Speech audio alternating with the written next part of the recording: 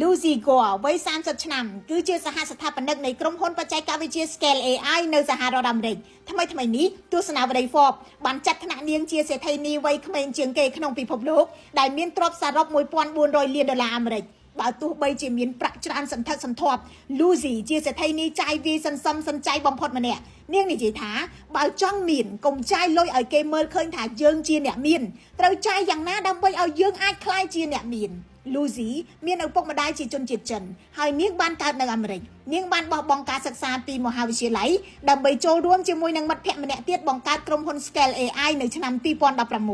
2ឆ្នាំក្រោយមកនាងបានចាក់ចេញពីក្រុមហ៊ុននេះដោយបន្សល់ភាគហ៊ុនចំនួន 5% ដែលពេលនេះមានតម្លៃសរុប$1,200 លាននៅពេលនេះនាងមានក្រុមហ៊ុនផ្ទាល់ខ្លួន2ផ្សេងទៀត Lucy និយាយថានាងមានសម្លៀកបំពាក់តិចតួចប៉ុណ្ណោះដែលថ្លៃសម្រាប់ចូលរួមកម្មវិធីធំ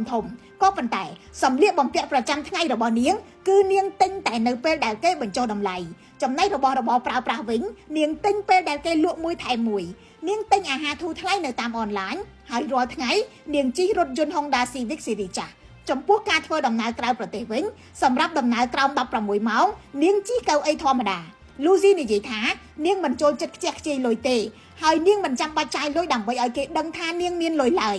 សម្រាប់នាងអ្នកមានទ្រព្យសម្បត្តិពិតមិនចាំបាច់អួតទេរឿងរបស់ Lucy Gore គឺជាការរំលឹកថាទ្រព្យសម្បត្តិពិតមិនត្រូវបានវាស់វែងដោយអ្វីដែលអ្នកបង្ហាញនោះទេទ្រព្យសម្បត្តិពិតជាសមិទ្ធផលដែលអ្នកបានបង្កើតឡើងដោយខ្លួនឯងនាងបានបង្ហាញថាការបន្ទាបខ្លួននិងវិន័យសំខាន់ជាងប្រណិតភាពជោគជ័យពិតកើតចេញពីគំនិតរបស់អ្នកនិងអ្វីដែលអ្នកបង្កើតមិនមែនបានពីការអួតបង្ហាញនៅអ្វីដែលអ្នកមាននោះឡើយខ្ញុំរស់សុធាពី News Today NTTV